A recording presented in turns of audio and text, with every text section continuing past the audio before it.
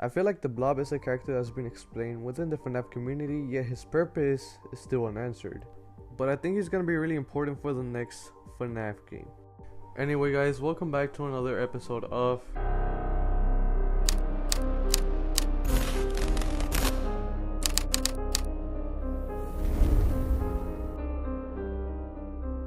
And if you don't know what the Blob is, here's a quick summary.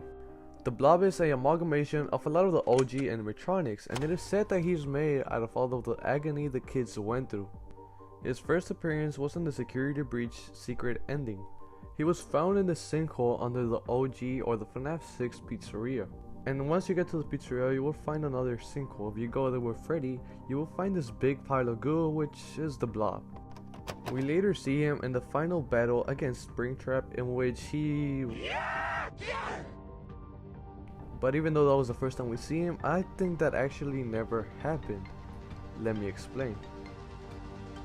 I think at this point everyone's familiar with the FNaF security breach endings. All of these endings were referenced in Ruin in the form of pictures that Gregory drew. All of them except for the Princess Quest ending.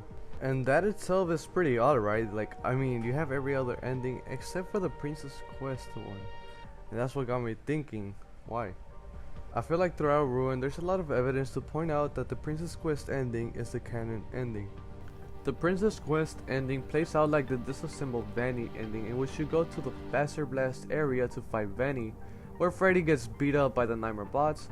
But instead of killing Vanny, if you played all the Princess Quest endings, Arcade Machines 1 and 2, you will find the last one in Vanny's room, and by playing it, you free her from the control glitch trap. And the way this ending plays out perfectly connects with Ruin. The Princess Quest ending is the only ending in which the Vanny mask is dropped. This explains Freddy's head missing, since we see Gregory take it at the end of this ending. This also explains the location of Freddy, which he was also on Faster Blast in the Princess Quest ending.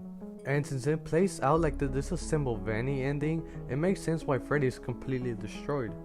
This also explains the Princess Quest arcade machine being on the floor, having the Princess Quest sword impaled on it. And being the only ending that doesn't have a drawing, it makes sense for this to be the canon ending, right?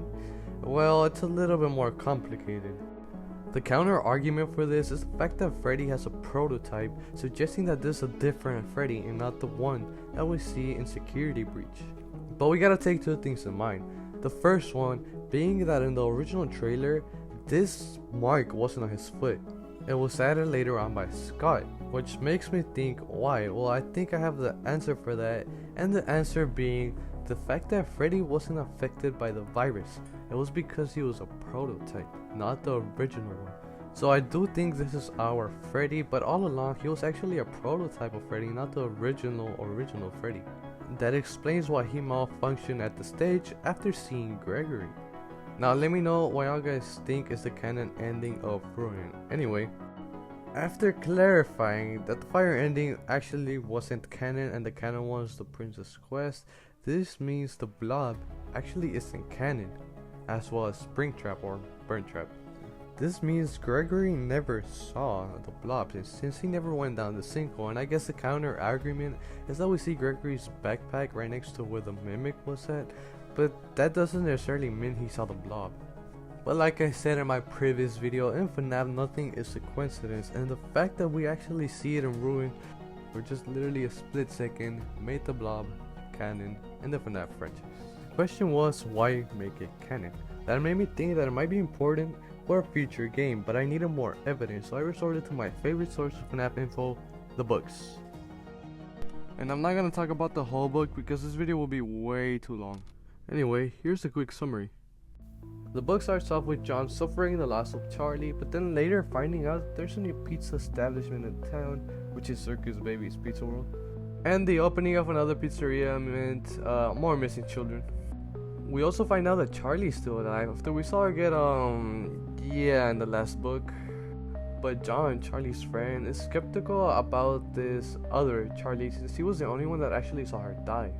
And throughout most of the book, he was skeptical of whether this was the real Charlie or not, since she would act a little bit different and she would forget things that normally people wouldn't forget. We also find out about the experiments William Afton was doing with the help of Baby. They were experimenting on a big amalgamation of animatronics. Later on, we find out that William Afton wants to insert himself into the weird amalgamation that had a bunch of the OG animatronics that still had the kids' souls inside of them. He wanted to do this so he could take complete control over them. Throughout this book, he also starts experimenting with Remnant a lot more, injecting it into the funtime animatronics. After a lot of important events that I'm gonna skip over for the sake of this video, this dude named Carl finds himself face to face with William Afton himself, and gets his, remnant / soul added into the amalgamation. But thanks to this, Carl was able to help the kids by making them remember what the purple dude had done to them. Something really interesting to take in mind that I feel like is gonna have some sort of importance in the movie is that William Afton was able to make them think that he was actually the good guy and he actually helped them instead of him being the one that killed him. After realizing this, the kids were able to fight back, and with the help of Carl, they were able to kill him in a fire, by the way, kind of like the ruin ending. And the kids were finally able to rest. Now, time for my theory. I believe the Blob's either gonna be a hero or a villain. Based on the parallels I did in my last video and the connections I'm doing right now, even though it's a little bit wild, I think it's safe to assume that the Blob's gonna have major importance in the next game, and I do believe it's gonna be a villain. Just like in the books, we're gonna have to somehow free the agony that all the kids went through that turned into the Blob, and I think it's gonna be similar to the way Carl did it. And since we see him roaming around in ruin, I believe he has to have some sort of importance. We're probably gonna end up seeing him with Cassie in the next game. I feel like this book helps explain what the Blob is, and well, obviously the direct parallel of the Blob is the big ass amalgamation we see in this book.